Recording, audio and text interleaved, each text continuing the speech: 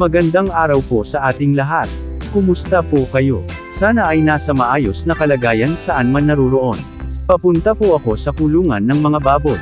Hello at welcome pong muli sa aking YouTube channel para sa isa na namang episode. Today's episode ay talakayin naman natin kung kailan ang tamang panahon na pwede nang maligo ang mga biik. Ano ang mga senyales na gusto na rin nilang maligo at hindi na sila natatakot sa tubig?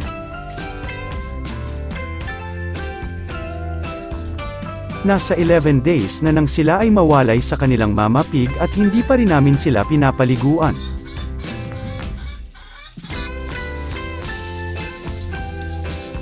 Hindi po kami basta-basta na lang pinapaliguan ang mga alaga dahil hindi pa fully develop ang kanilang immune system laban sa lamig.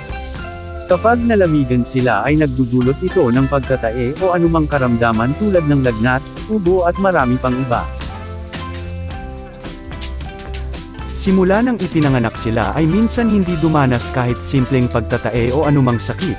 Sa awa ng Diyos, ang maayos na pangangalaga ay maiiwasan ang anumang sakit na dadapo sa kanila. Kailan ba ang tamang panahon o ano ang mga senyales na pwede na natin silang paliguan?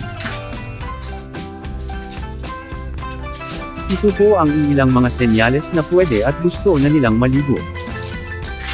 Kapag napapansin na natin silang naglalagi sa patubigan o drinker, parang nilalaro ang drinker at nakahiga sila dito.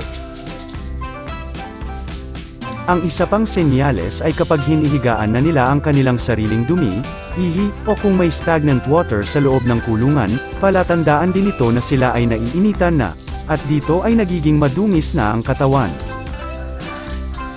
Mapapansin din natin halimbawa kung maglilinis tayo ng sahig ng kulungan ay minsan sinasalubong na nila ang tubig at enjoy sila, dati ay kusa silang lalayo dahil natatakot sa tubig dahil nilalamig.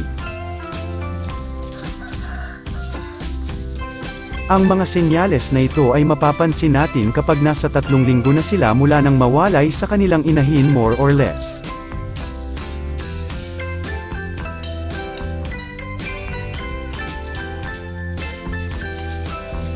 Sa ngayon ay hindi pa muna namin sila pinapaliguan at mapapansin na tuyo ang sahig. Dahil gawa lang sa semento ang sahig ay pinupunasan lang kung may mga stagnant water o ihi kung meron para iwas sa contamination na magdudulot ng mga sakit.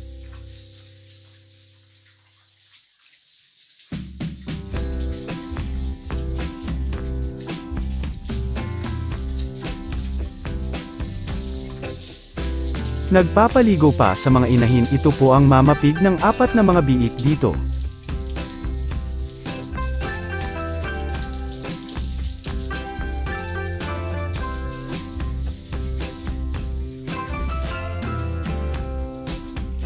Huwag lang po natin na basta-basta basain ang mga bagong hiwalay na mga piglets dahil lang madumi sa ating paningin.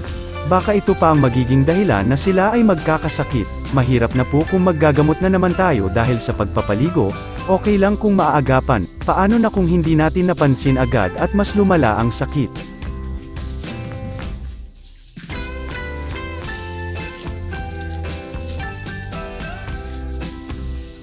Pinapaliguan na rin ang buntis na inahin.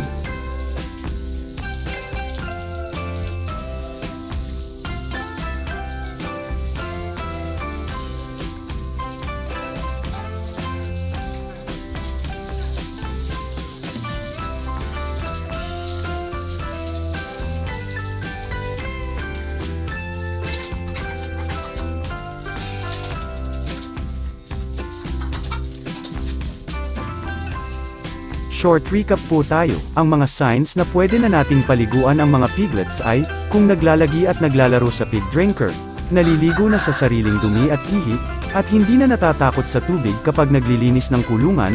Madalas ang mga senyales na ito ay nakikita natin pagsapit ng 3 linggo more or less mula sa paghiwalay sa inahin at depende na rin sa mga alaga.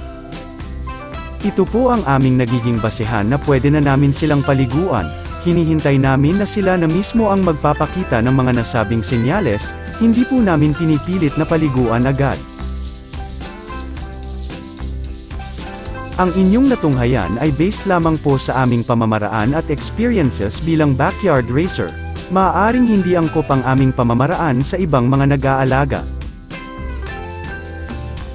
Hanggang dito na lamang po ang aking video at sana ay nagustuhan at may nakuhang mga simpleng kaalaman sa munti kong naibahagi. Maraming salamat sa inyong oras sa panunood, hanggang sa muli at happy farming po mga kaibigan.